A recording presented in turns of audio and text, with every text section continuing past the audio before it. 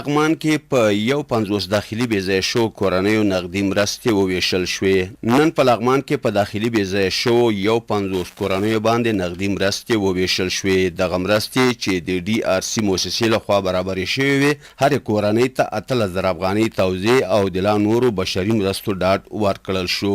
یاد دې وي چې لغمان کې نږدې هره ورځ د زیانمن شوو اړمنو او داخلي بېځایه شوو کورنیو سره د ولایت مقام په همکاري او راجلبولو د بېلابېلو خیریه بنسټونو مرستندویو مؤسساتو لخوا بشري مرستې کیږي او د خلکو ستونزو ته پر وخت رسیدګي کیږي.